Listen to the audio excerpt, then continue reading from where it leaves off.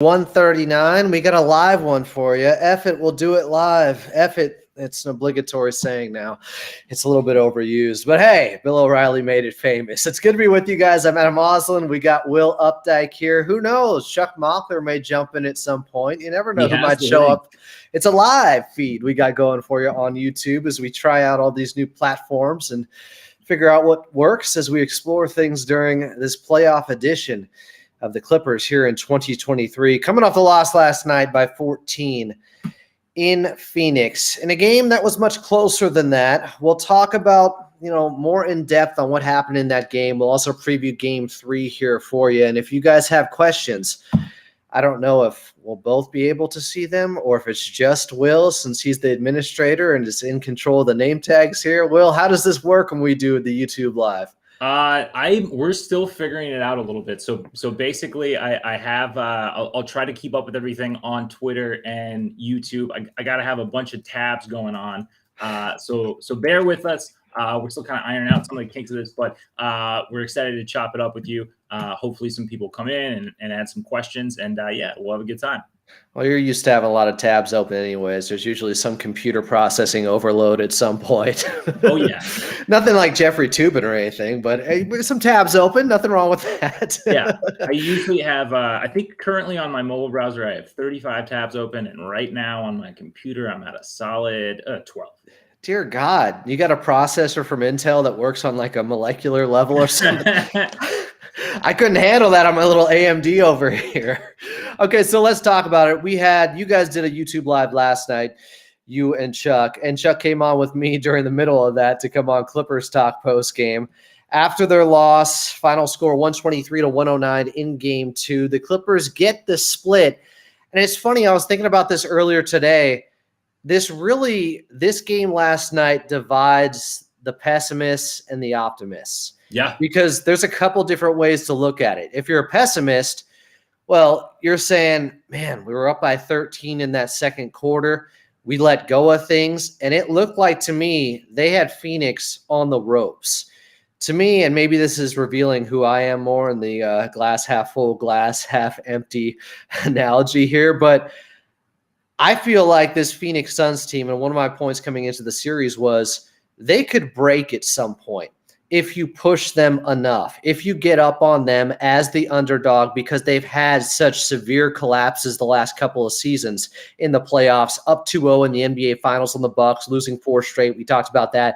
And then, of course, the most miserable Game 7 performance really of all time, especially because they were at home, where they just didn't even show up for that game. And there were reports that came out later whether or not they had COVID. But now they have Kevin Durant, so there's more of a security blanket, but still – I wonder what that does to a squad that's gone through such difficult times the last 2 seasons in the playoffs. And if the Clippers were able to get up 2-0, and I think the most critical point of the game was Clippers up by 13, 5 minutes left in the second quarter, and somehow it ends up tied at 59 at the half. That, to me, is where the game was lost. I hope that's not where the series was lost, because right now, if they do go on to lose this series, that's probably something I'm going to point to.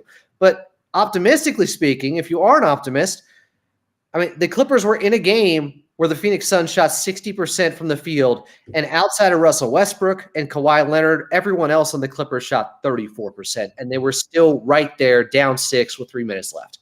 I mean, I think the other thing to look at optimistically is if you're looking at the long game of it, right? Through 8 quarters of this series, the Clippers have trailed for what, 2 of them? That to me, I think is something that's super encouraging, given that, this is now a best-of-5 series, but so far, the Clippers have done a lot to not only stay in games, but to manage to have an advantage more often than not. And game 3, obviously back in downtown Los Angeles, could cure a little bit of what ails them, because a lot of the talk during playoff time is your stars have to show up on the road and carry you, but at home, your role players can play a more prominent role, can have a little bit more confidence out there with the crowd underneath them. And I think it's going to be pivotal for the Clippers and Clipper Nation to show up in a big way on tomorrow night, Thursday, for game 3, and have some of that enthusiasm we saw during the 2021 run, specifically that game 6 against the Utah Jazz where they were down by 25, there's no way the Clippers come back and win that ball game without them being at home in front of the fans. And I had our engineer there, Jake Warner, Big Brother Jake podcast, Big Brother Jake Warner. He has done games for the LA Kings, for the Lakers during their championship runs. And he said the only time he had ever heard, at the time it was still called Staples Center, louder than that game 6 with the Clippers' 25-point comeback on Utah with Terrence Mann going off for 39 was Kobe's last game. He said that was the only time he had heard it louder than Clipper Nation was for that game 6. So hopefully it's a similar environment tomorrow night. I mean, I'm hoping if we could get 35% of what the Kings fans have been given that home crowd there in Sacramento. I mean, it's absolutely unreal. It's one of those things that's so inspiring to watch. But I was in Staples Center for that game versus Utah, critical game, and it was unreal. I sometimes even tend to be a little bit of a pessimist about like the home court advantage for the Clippers. And that's for a variety of reasons. It's partially due to just kind of how they've performed sometimes in those scenarios. But if there was ever any question about this audience or their commitment or these fans, I think all of those were absolutely quelched that day. Yeah, I thought they helped carry the team back, and kind of the back and forth players were having with the crowd, the interaction there where Pat Bev would hit a shot, look back to them, Paul George, Terrence Mann, they were just feeding off the energy at Staples Center then. Against this Phoenix Suns team with how good they can be, and we'll get into more of that and just how well they shot numbers-wise in that game too, you need every possible advantage you can get in this series. Yes, absolutely. And one of those advantages that wasn't there that has been for the Clippers so far, or at least through one game against these Suns, has been the bench and has been the depth of this team, which they've really been able to abuse the Suns. Rotation shortened in that second game. I thought that was a really great adjustment by Monty there to go ahead and limit that time. I think, and I talked about this a little bit last night with Chuck, but Adam, what do you think could be the double-edged sword of that? What are the detriments? Or is this Phoenix team, especially after, coming into these playoffs, they hadn't really played a game of consequence for a couple weeks. They were more or less locked into that 4 seed. There wasn't much higher they could go. And just even without Kevin Durant, the floor was still fairly high for this team. So do you think that we could begin to see, or even in this game 3, see a regression from that extreme efficiency that we saw from the Suns if these minutes loads continue to be that high? Well, I think that's a great point, because one of the things I brought up last night on the pessimist side was, can Kawhi Leonard continue to perform at this high level for an extended series if he continues to have to do this much on both ends of the floor, offensively and defensively? But the other side of that is, can the Phoenix Suns, who have gotten 90 minutes out of Devin Booker and 90 minutes out of Kevin Durant in the first 2 games, continue to play those guys that much? Devin Booker more likely, I guess, because no, this is not a Kawhi regression thing. How dare you? I'm just wondering. It's a little bit of a red flag that Kawhi is playing, well, he's averaged 40 minutes so far. And the only reason he didn't get to 40 minutes last night was because they took him out with a minute left because the game was over. So I don't know why people are considering that, making that into a talking point. I'm kind of curious your thoughts too, just piggybacking off of that. What do you think when the game was still in reach there to start the 4th, the decision to not have Kawhi out there? I mean, I'm assuming that was a conscious effort in order to keep that minutes load somewhat lower. Do you think that was the right call? Well, in retrospect, I don't know what Coach Lue would say about it. He wasn't asked about it last night.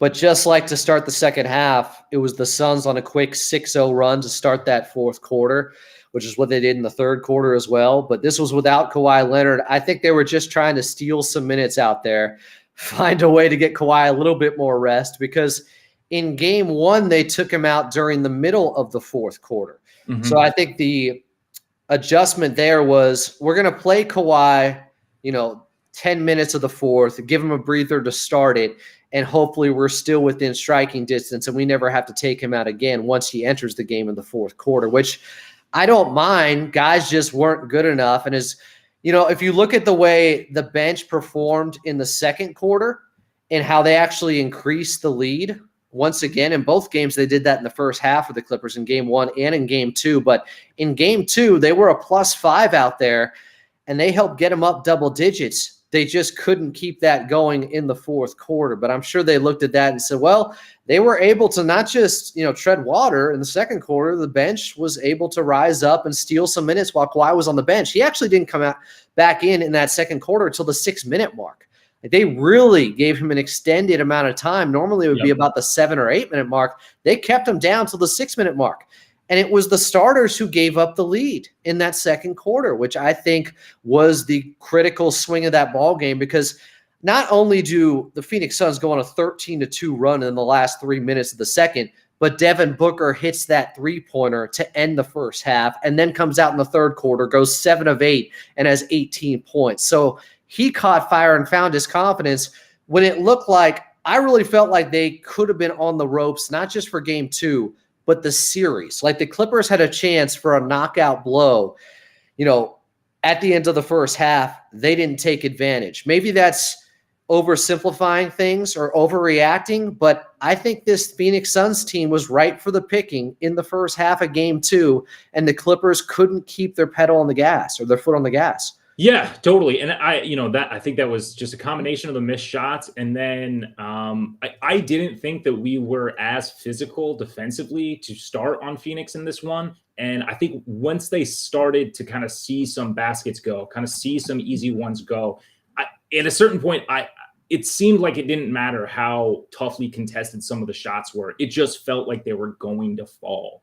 And I think that, that's another like glass half empty, half full thing, because I don't know really how you adjust to that defensively, although we will talk about some things that they can do defensively in this game three. But on the other side, like if that, you knew you were going to get that at some point, right? Like you knew that you were going to get the three-headed Hydra at a certain point in this series. And I think that if that was it, right? Like, and I'm not saying that's even the only game that it can that it can happen in, but like, if that was as bad as it got for the Clippers, right? Which it did end up being a 14-point loss. That's not really indicative, I don't think, of like what this game was for the majority of it.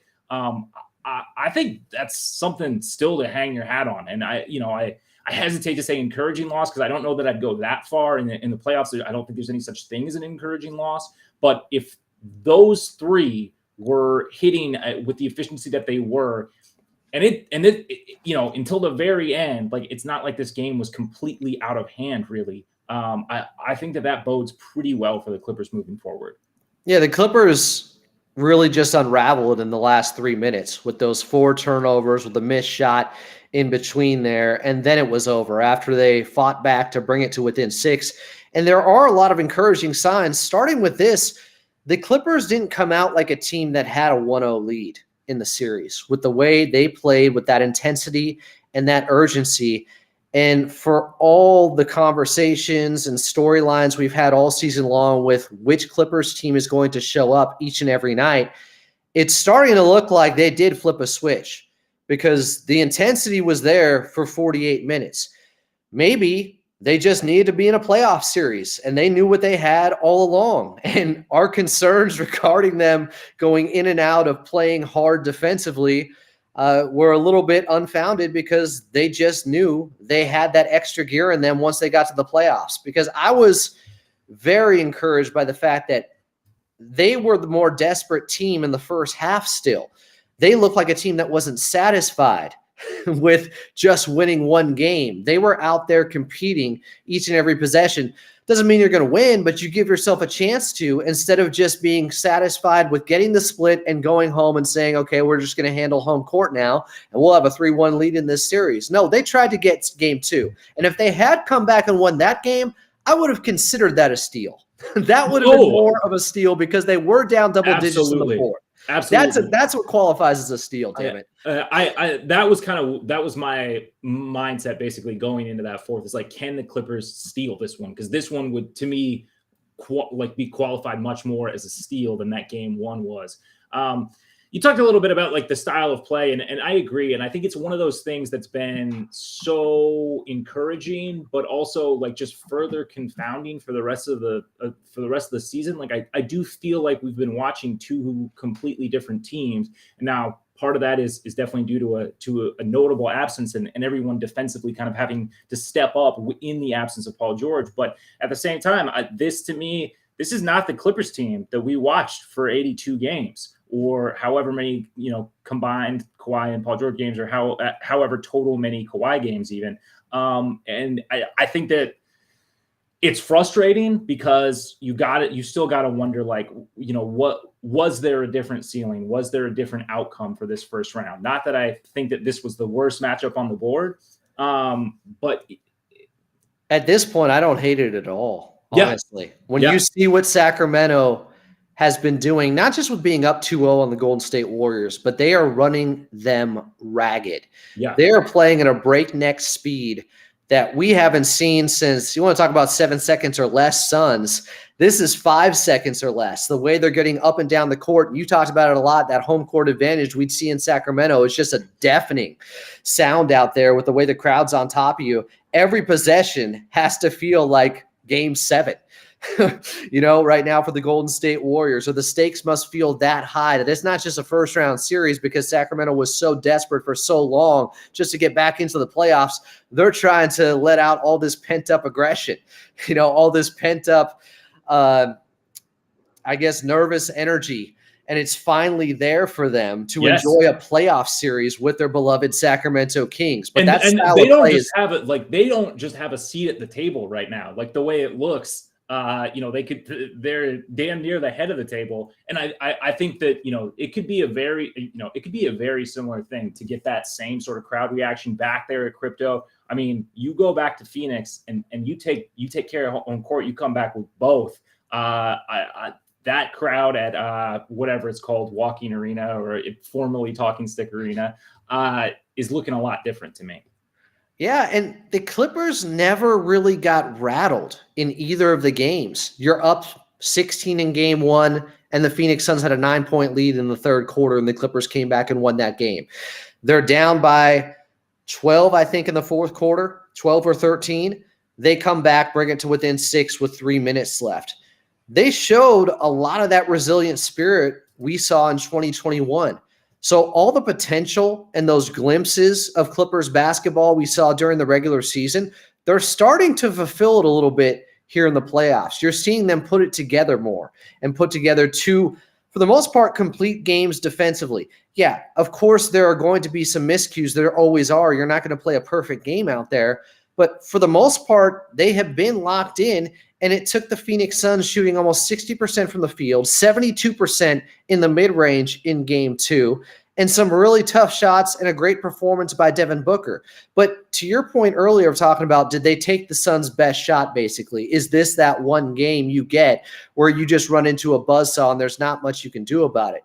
I don't think it is. Unfortunately, I had a caller, the first caller last night, Damian in LA, love the guy. But he said, Devin Booker's not getting 38 again. And I quickly heard like a record scratch and was like, oh, I don't know if you know who Devin Booker is, because this is someone who had back-to-back 40-point games in the NBA Finals. He has a 70-point game under his belt. And now he's getting better looks because he's playing next to Kevin Durant. There was a play in that fourth quarter where the double came to KD on the left wing. He got it to CP3, who immediately threw it around the perimeter to the right wing for Devin Booker, who took his man off the dribble. I think it was Norman Powell who was closing out on him. And that's just stuff that opens up because of the gravity of Kevin Durant. He got better looks, and he finished with 38 on 20 shots. Like, he had an extremely efficient game, and it could happen again, or it could be Kevin Durant being the one who gets closer to 40, and it's Devin Booker who has 25. Like, they have the ability to do this. I don't think this is an outlier for the Phoenix Suns. Yeah, no, I agree with you. And I wasn't saying that this was their absolute best punch, but I mean, it's like, it's a big punch. The ceiling is still higher. Like, the ceiling, I suppose, is still higher, but I meant like on a consistent basis, right? Like, if this is, let's say that they have now, after 10 games, right, with KD, they've now pulled it together enough right? To where this is consistent. I still don't know that is enough. Just that, like just what we saw last night to beat these Clippers 4 out of 7 times. Look, It might be, but I'm not saying like definitively. I don't feel the same way about it as I did coming into this series, I suppose. I'm more encouraged than I was coming into the series, even though I had the Clippers in 6 coming in. I see the path now, because if they start hitting threes, and they're shooting 34% from 3 so far in this series that split at 1 game apiece, they could have won that game last night. They had open looks. Even though they shot 37%, they only hit 11 of them. And they had some really good opportunities out of double teams and Kawhi passing out of them and finding the open man along with Russell Westbrook. Those shots, I think, start falling when they're back at Crypto.com Arena. I wouldn't be shocked if the Clippers had, 15, 16 threes made in game 3. They're more than capable of doing that. And all of a sudden, the score could completely swing the other way, where the Clippers are back up by double digits or dominate one of the games at home just because they have a hot shooting night, which they have been due for, they are overdue for, with guys who have a reputation of hitting those shots that just aren't right now. Yeah. You talked about the three-point shooting. That's one of those things where I don't feel like we've exploited that on the margins enough.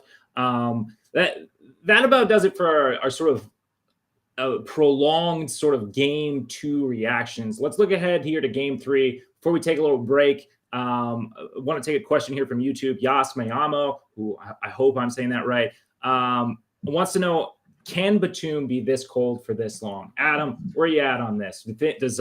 Does Nico Courtois turn it around when things shift back to Los Angeles? I think so. I think the safe haven of Crypto.com Arena, it's also just – it's a progression to the mean thing. It's just playing the odds. He's been like this all season long, where he's had a few bad games, then one really hot game. He shot 39% from 3 on the season. But I just haven't seen someone who had been so consistently up and down with the swings in his three-point variance and his shooting variance like we saw this season from Nicholas Batum in a while, especially when you compare it to a couple years ago, his first season as a Clipper, where it just felt like he was automatic from the outside and would always knock down a big three-pointer for you, at least get you one. And I believe he hit his first 3 of this series and now is missed the last 7. He went 0 for 4 yesterday and had open looks that he can knock down. And he was 1 for 3 in game 1. So he's 1 for 7 so far. I think he's due for a 4+ made 3-point shooting night. I think Nicholas Batum is due, because if you want to say he's getting older at 34, and some people cited that maybe Batum has lost a step this season, I don't really see that. For the most part, his defense has been there, and that's what keeps him on the floor, even on shooting nights like that.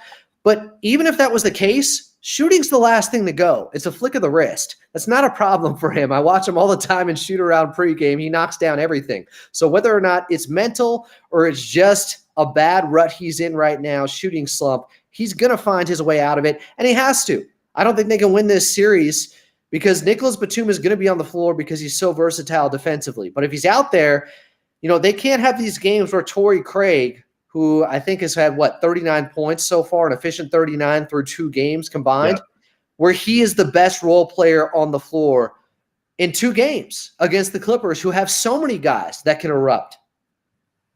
All right, so let's look ahead here to game 3. And we talked about the three-point shooting. We talked about some of these other guys.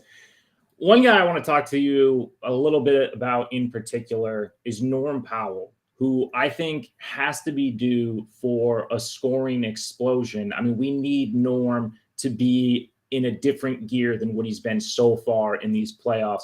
What do you see so far that's limiting him, and how can the Clippers adjust to get him more shots, to get him going and make him a part of this game 3?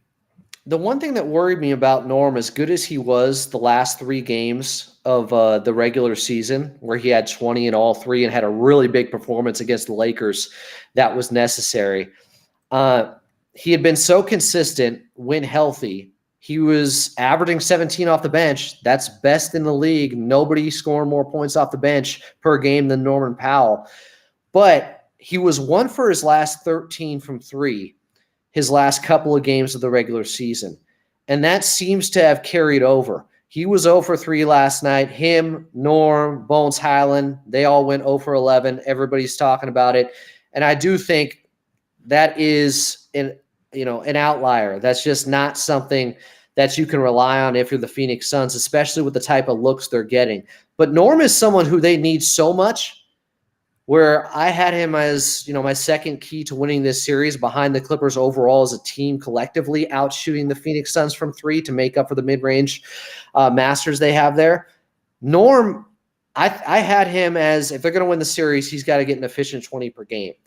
I don't even think that's possible anymore because he's only averaging 13 through 2. He'd have to get on a ridiculous heater. I'll settle for 17 a game, though, with his average, what he scored throughout the season. And he ended up shooting, I think 44% from 3 on the year. Or no, he ended up at 40%. But if you look after the first month of November, the numbers are pretty outstanding, the efficiency from Norman Powell. He's got to shoot himself out of this. I think he's one of those guys where you kind of have to live and die with him because he's so important to what they do offensively, and he's so important to helping ease the burden on Kawhi Leonard that, you let him go 1 for 10 or 1 for 15 or 3 for 15. Like, you let him keep shooting because he's either going to figure it out in this series and find his stroke, or you're going to lose. I don't think there's another way for them to win without Norman Powell waking up here, and I think he will. Yeah, I mean, he's so key, and his shot profile is just exactly everything that the Clippers need, right? Like, they need to win the volume battle from deep, and they need to get to the line, and he has been absolutely masterful at that. I did like the way that we were able to exploit the free throw attempt advantage a little bit more in Game 2. I hope to see that trend continue in Game 3. You talked a little bit about Bones Hyland. Let's talk about Bones. Where are you at with him right now? A little bit of, not a lot of time with the team, to be sure. Not really the most encouraging playoffs performance through 2 games. What is there an adjustment that he can make, how we can use him differently, or is it a situation where maybe he should not be touching the floor or touching the floor less than he has so far? Well, what's interesting, aside from his offense, he's been pretty good. He's made some good defensive plays so far in this series. I would agree. He's also blown by Chris Paul, but he has yet to have an assist, and he's 3 for 13 from the field and made a 3 in Game 1, went 0 for 4 in Game 2. I wonder how much they're chasing a Bones performance because, like we talked about with role players coming into a playoff environment like this, you don't know what to expect. For instance, Torrey Craig seems to be rising up in the moment right now. He's getting open looks. They're leaving him open. He really needs to make those shots, but he is. Some of the Clippers guys aren't right now who are being left open. Bones Hyland is one of them, although he takes 3-pointers off the bounce, sometimes right in the face of a defender. He's a different type of shooter like that, but I don't want to say this series is contingent on whether or not Bones Hyland finds his stroke like I did with Norman Powell, but we talked about them looking for a Bones Hyland game, or Clipper Nation looking for that Bones Hyland game. I still think it's going to happen. I don't know if that's what Coach Lue is chasing right now by giving him these minutes, but even though his shooting hasn't been there, his stint in the second quarter in Game 1 was huge when they opened it up to a double-digit lead. His stint in Game 2 in the second quarter, same thing there. He's been on the floor when they've made some runs. So he hasn't been picked on as much as you would expect from the Phoenix Suns. He had the block on Devin Booker at the end of the third in Game 2. That was the only miss he had in the third quarter where he went 7 for 8. It was Bones Hyland blocking him. So I like the way he's competing.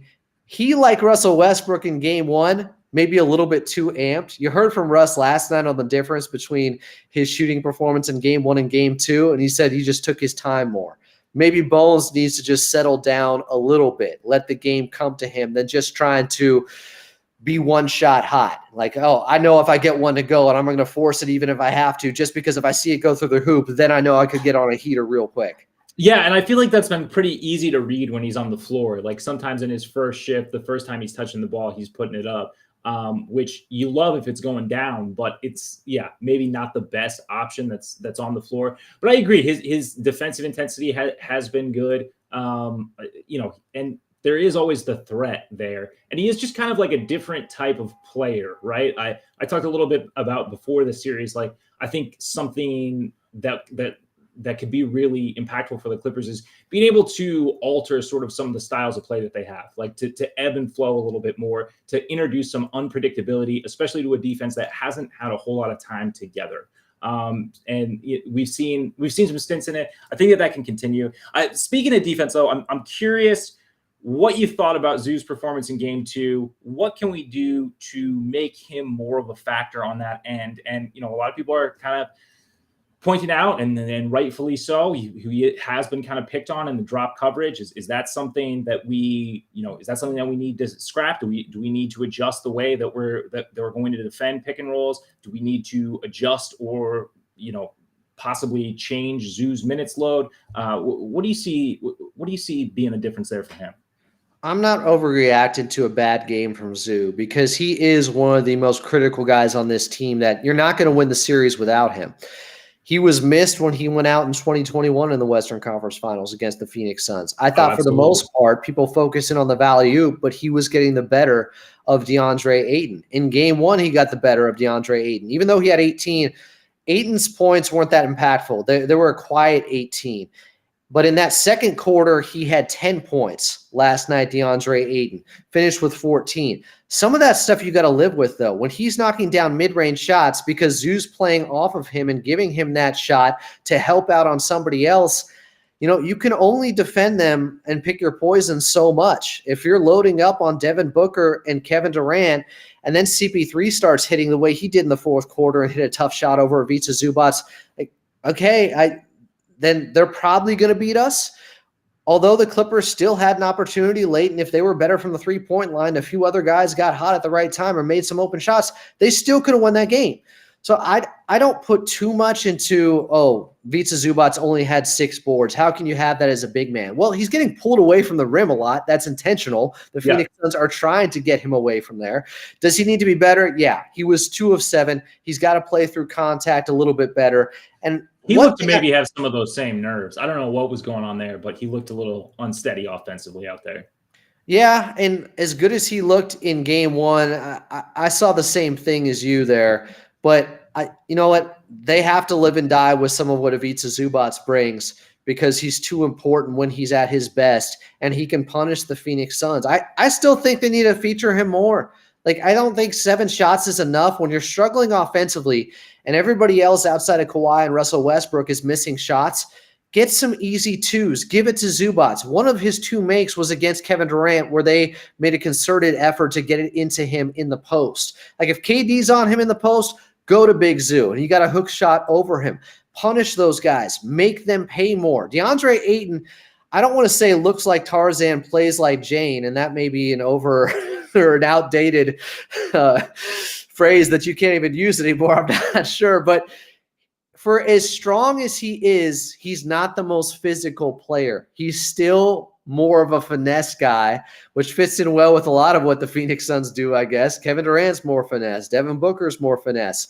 But he's not this, monster. And a lot of people compared him to Greg Oden coming out if he didn't have the knee injuries. Mm-hmm. DeAndre Ayton is someone that Zoo can out-muscle at times. And we didn't see it enough yesterday, but some of that is because DeAndre Ayton was hitting jumpers. And if he hits 4 or 5 of them like he did in that second quarter, yeah, you're in trouble, but I'd rather have him hitting those than other guys like Kevin Durant and Devin Booker being in rhythm. Same with Torrey Craig, because those are the guys who are going to be taking shots late in games. Yeah. That's what you worry about. Devin Booker caught a rhythm in the second half in the third quarter, and you never could really turn it off. And he had, I think, 7 more points and big ones in the fourth quarter after having 18 in the third. Like, I'm not as worried about DeAndre Ayton. Zubac, look, he's got to be better. I think he will be. Like, a guy can have a bad game. A guy at the center position can have a bad game in this series. You've talked about it or alluded to it on our last podcast. It stands out more when a big man doesn't go strong. Everybody gets up out of their seat and says, if I was that size, I would be going to the basket at will. I'd be Shaq out there. It's not that easy, or else we'd see more Shaqs in the NBA. Like, it's just it's the nature of playing the position at the center position, especially in the modern NBA, that you get criticized heavily whenever you aren't throwing it down. And Zubac has dealt with a lot of that, I think, over the years. And Carl Tart, brought it up on the last show a little bit. I think that's where some of his criticism comes with Ivica Zubac. He just wants them to play with more force. Yeah, absolutely. Absolutely. Do you think that we see a return to some of the, I'm going to go ahead and generously call them experimental, smaller lineups that we saw in game 2? I didn't hate it as much as some, only because with the way the Clippers were playing defensively anyways, not getting many stops, you might as well try to lean into an offensive-minded lineup. Yeah, I could definitely see the vision. Like, if they could have got something going and unlocked the three-point shooting game that they desperately need to get, to stretch the floor with, that was the lineup to do it. I think it was, Bones, Norm, Terrence Mann, Kawhi was their big. Who was the other guard that was out there? Bones, Norm, Terrence Mann. Was it also, I'm trying to think, Eric Gordon came in for Terrence Mann. Yeah, Russell Westbrook. Russ was out there. So, they tried it for a few minutes. It's not like they were getting stops anyways when they did have Ivica Zubac in there.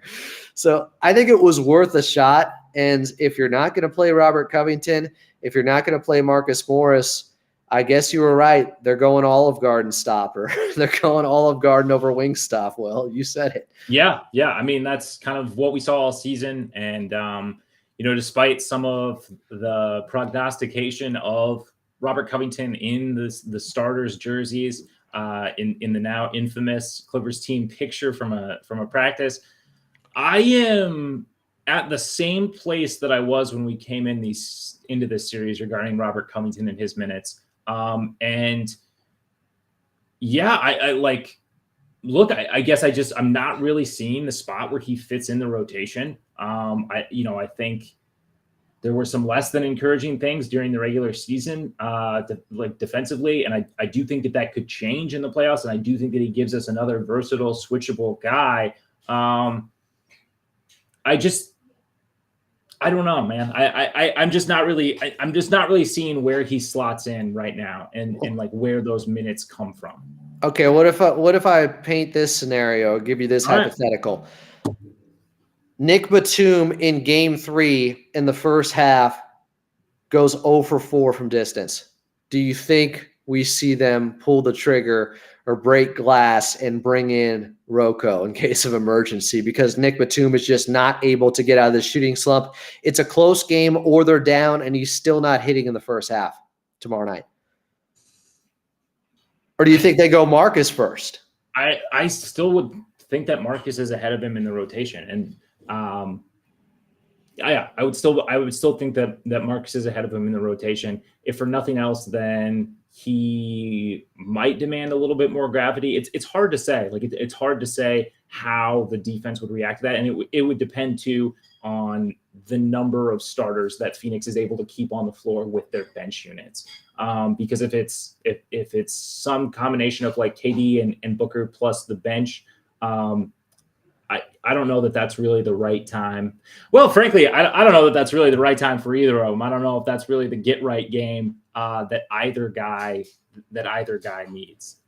I'm curious if Marcus comes back in this series, and Coach Lue said before it started he has a role, what he's going to look like just having all this time off. Because he came into the season looking better. He had a couple of dunks. He looked more spry. He wore down as it went along and then had the rib injury. Is there any thought to the fact that Marcus just needed to get healthy, and that was playing a role in his poor shooting performances and lack of lateral movement out there the last 3 months to you? Look, I mean, the way this Clippers team deals with injuries and talks about injuries, anything is possible. I think that could certainly be a factor. We see quiet sort of minutes restrictions on guys. We see guys just performing really poorly despite playing a lot of minutes. And it just seems like they're still kind of being run with. And then, lo and behold, out of nowhere, they'll show up on the injury report and then come back and look better. So it's definitely possible. I would think, well, I don't know, on one hand, maybe the fact that neither of them have appeared doesn't mean that there's any sort of lack of confidence in either player. It could just be, Ty Lue not wanting to overreact to a situation, right? Because I think that there is a pretty clear pathway in game 2 when that double-digit lead kind of started to get extended. And even though it felt like we were really in it, I do think for a younger coach or even a more reactionary coach, it would have been feasible and understandable to go with a guy who hasn't played a lot of minutes with this unit, right? Just hoping for something, just rubbing two dimes together to try to make a dollar out there. Yeah, and they're not in a position right now where they need to, make any desperate moves to just try something else because they're down 0-2 and Phoenix won by double digits in both the first 2 games. They're in a really good spot. It's encouraging overall where the Clippers are. And I think it was especially telling that they went after game 2 like they had lost game 1. That was the level of effort, urgency, and intensity out there. And all season long, we've been saying, where is the urgency?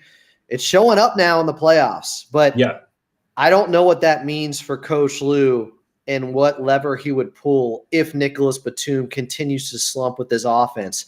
Now, if some of the other guys start to step up, some of the other role players, like Norman Powell we mentioned, even someone like Terrence Mann takes more shots, or Bones Highland catches fire, then you can live with Nicholas Batum still not hitting shots because his defense and everything else he brings is so big. That's another way that the Clippers can remedy this situation with the 4 position and guys just not hitting shots out of that right now with Nicholas Batum. Somebody else could pick him up. Yeah, we talked about this a little bit, but your boy Greg wants to know, do you guys think that being on home court base, that alone will help the role players step up big time? I think so. It's typical in a playoff series that role players just settle in better at home for whatever reason. Superstars are paid the big bucks for a reason.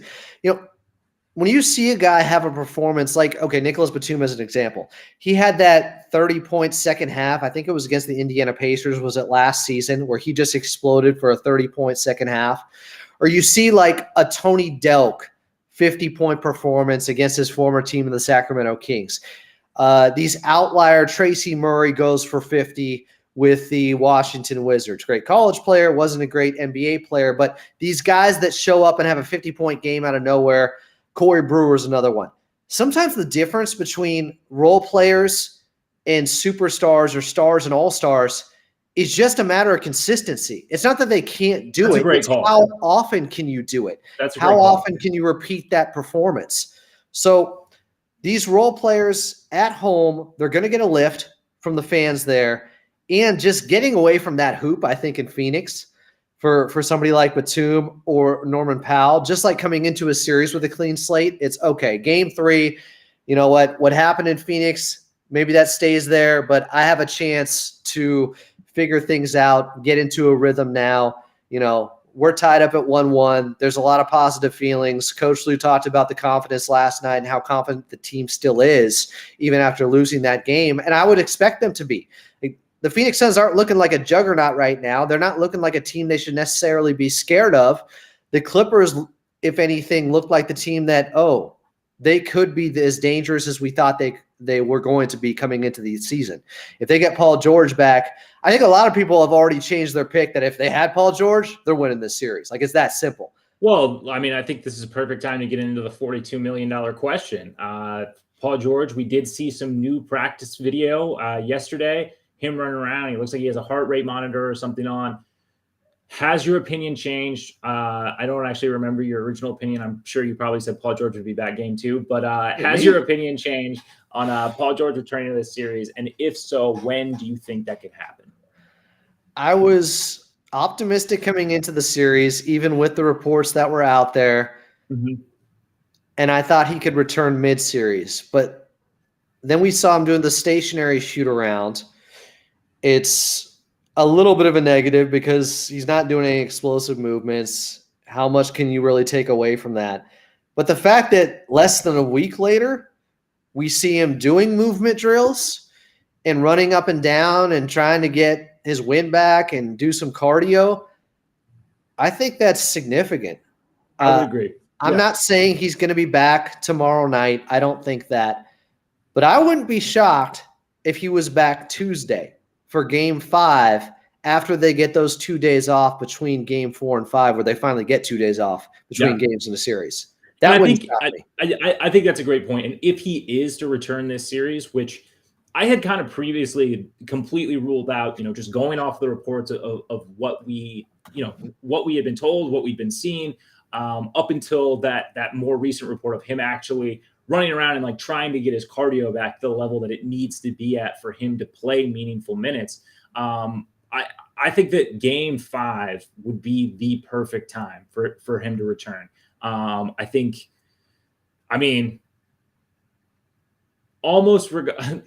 Not completely, but almost regardless of what happens at home.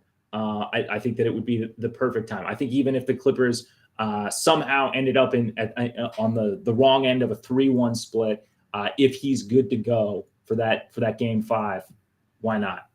That would be at about the 5-week mark if he came back for game 5, I think. 4-week mark. I thought that was this week. I thought it had been a month this week. I thought it was the 31st, but I could be wrong. Okay. I'm just saying, a lot of people are agreeing. 51% chance, including Chuck Mockler, that Paul George returns. I think it could be better than that. Because if it's not, and we don't know this for sure, but if it's not just about his flexibility, his comfort level, his pain tolerance, and we're just talking about conditioning and his lungs, and then PG's in business. Then a week after seeing that video, I don't think it's out, too far out there, too crazy of a call to say a week after what we saw yesterday, he could be back for a ball game, especially if a series is tied up at 2-2 and it's the pivotal game 5, the most crucial game of the series. Yeah, and I'm not a doctor, to just in case anyone was unclear on that. But, you want to change your name tag to that, or just seeing that it was more about his cardio ability. I do think that was super encouraging. Yeah, and the shots were obviously falling. He looks great there. I mean, this is somebody who, and a lot of people have referenced this, when Paul George has come back from injuries as a Clipper, he comes back and hits the ground running. He drops 30. That's what we have seen whenever he has returned, going back to him off the shoulder injury. Yeah, which was Minnesota, right? Or was that the second game back? I think it was New Orleans, the Pelicans, and they lost, but maybe he had 37. And then he had the big game against Atlanta where they put up 150 points or something like that. You may be right, though. I'm thinking of the Minnesota game, and maybe it wasn't – I don't think it was his first game back, but it was the first game that he and Kawhi both – the 40-pointers. Yeah. Where it was NBA Jam. It was like he and Kawhi versus, I think, D'Lo and Karl Anthony Towns. It was a weird 2-on-2 type of game going on. So we talked a little bit about our hypothetical star. Let's talk about our actual star, Kawhi Leonard. I know Adam is certain that he's going to regress, but as Kawhi, continues to see more aggressive doubles, we've talked a little bit about, how the role players and stuff can step up. What can Kawhi do to keep this going? What can Kawhi do to continue to, in my opinion, through 2 games, still has established himself as the best player in the series? Oh, he's the best player. When he ripped it from KD and went the other way and dunked, my God. I thought there was no way. Granted, I had the radio feed obviously ahead of television. Radio's live, people. At AM 570 LA Sports with the Patriot, AM 1150. Much like this show, if you're watching on YouTube or Twitter. Good call. So I knew it was coming, but when I saw the play that was lagging behind on the television, and I was watching it on Bally, get Brian Seaman and Mike Fratello in there. But I couldn't believe when he took the ball away. I was like, he's going to take this coast to coast and dunk it. Where they had 2 guys back, including Kevin Durant, right next to him, and he went by him and just was more physical. The thing that makes Kawhi, I think, so great in playoff settings is he embraces the physicality more than other guys because he's so strong.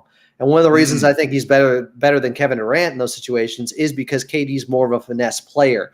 Oh, it's yeah, more, completely different physicalities. Like just completely, I mean, completely different builds, completely different styles. But I agree with you in that offensively, KD, great, like, great for the postseason, like so great for the postseason, obviously. But Kawhi, I feel like there's a little bit less of a variance because of the style that he plays, right? It's so much more coming from that physical ability, that stamina, and that sort of like constant workhorseness that I think can kind of save you if we do get a performance from Kawhi that's less than ideal offensively, right? I think that his floor is a little bit higher just because of what he's able to do and how he can control the game purely with physicality. Like he's not as dependent. Not that he doesn't have it or anything, but he's not like as dependent on the touch as a more finesse player. It may be because Kawhi isn't the quickest guy on the floor. He's not the most athletic guy on the floor. So when he takes shots, defenders are often right there. So it may have conditioned him over time to be more comfortable with contact because guys are there. It doesn't matter if they have a hand in his face. He's more used to that than other players. And even someone like Kevin Durant, who may not be the quickest, he's quick for his size, but his thing is just rising over the top of you and getting clean looks. At any time.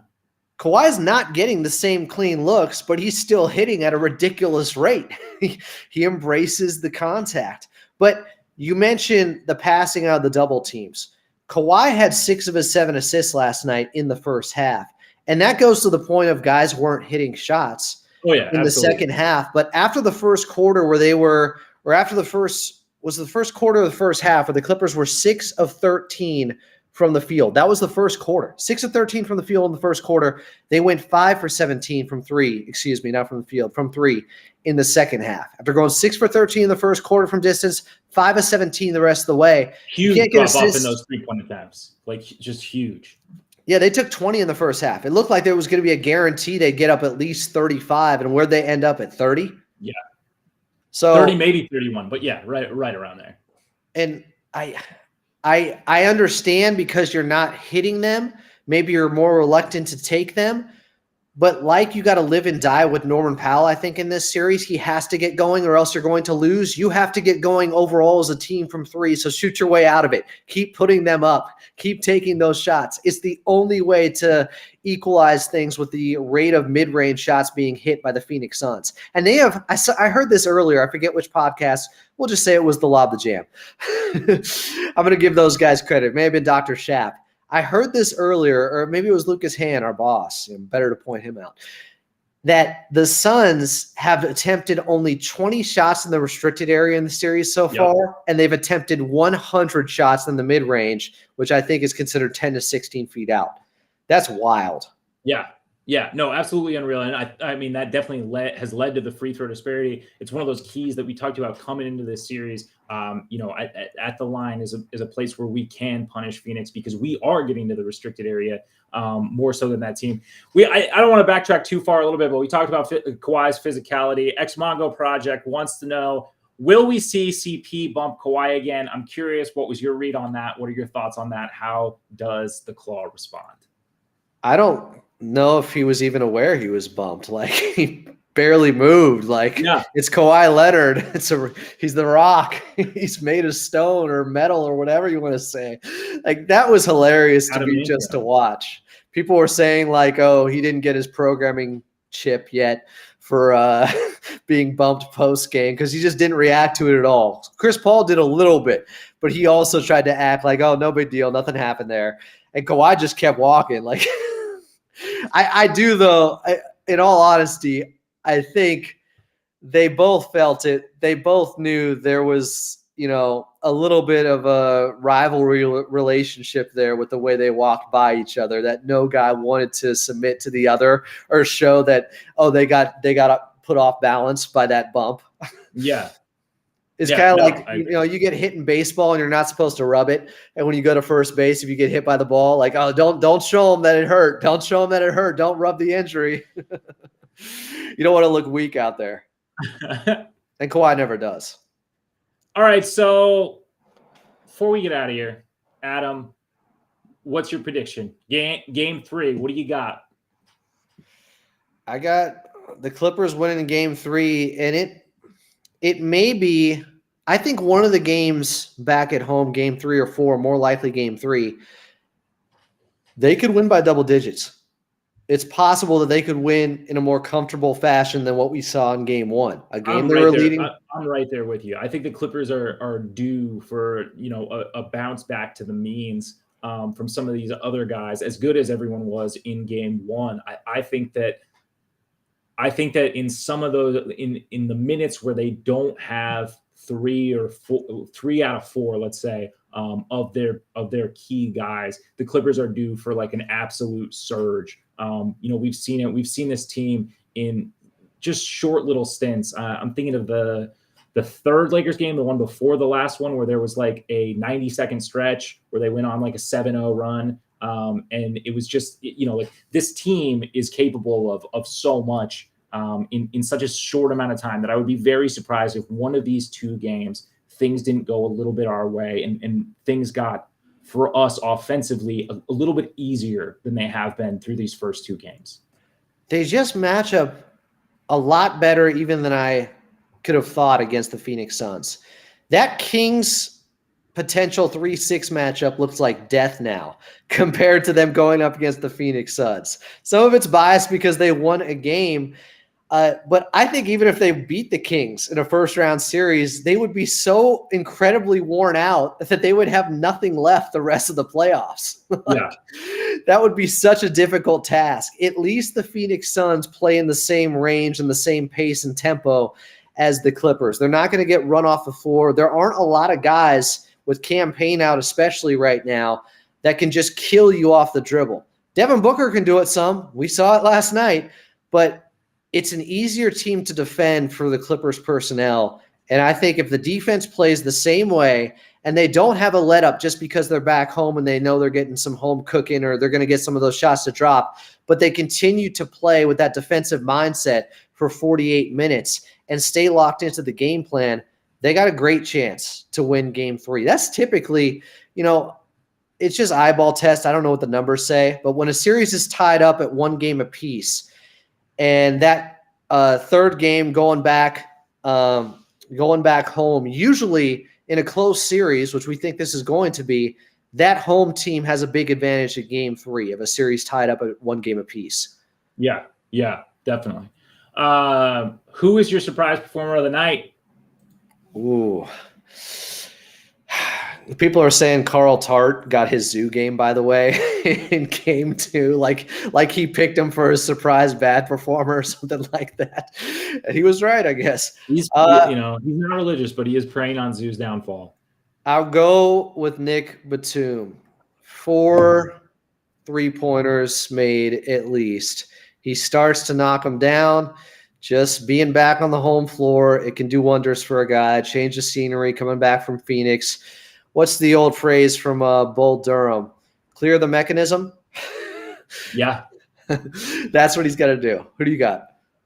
I'm going Norman Powell, and I think he's going to have a big game. I think it's 20 plus, and I'm going to say he gets like 8 free throw attempts. Okay. And that could be big for a lot of these guys struggling. And that is one of the, if you're looking through the lens of the pessimist, the Clippers in that game yesterday ended up getting up, 17 more free throw attempts? It was 31-14. Yep. That kept them in it. That was a big part of it. You brought it up post game on the live. I listened to it. That kept them hanging around. I don't know if you're going to see a disparity like that in game 3.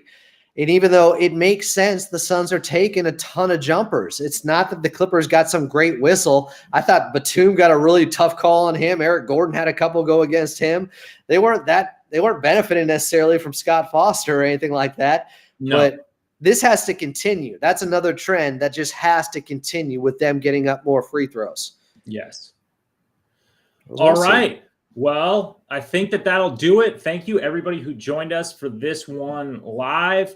You can catch us on YouTube. That's at Clippers Podcast. We are on Twitter, where this is also streaming live. That's at Clippers Pod. listen to the show wherever you listen to your podcasts. Adam, anything else you want to leave these fine folks with before we get out of here and get our preparations in for Game 3? You call that a bump? You call that a knife? That's not a knife. I'll say this. I'll put this up on the podcast as well. I'll rip it and we'll have it on Spotify. We'll have it on iTunes. So you could be listening to it there right now, even if you'd missed us live. So it'll be good. So it's another little avenue for us to put up new content with these YouTube lives. Look for them. Yep. Yeah. We're trying to find different ways that we can bring you guys all the Clippers news that you want. Hopefully you like it. If you do, like, comment, review us over on iTunes or Spotify. And yeah, thank you so much. Let's go Clips. Game 3 win.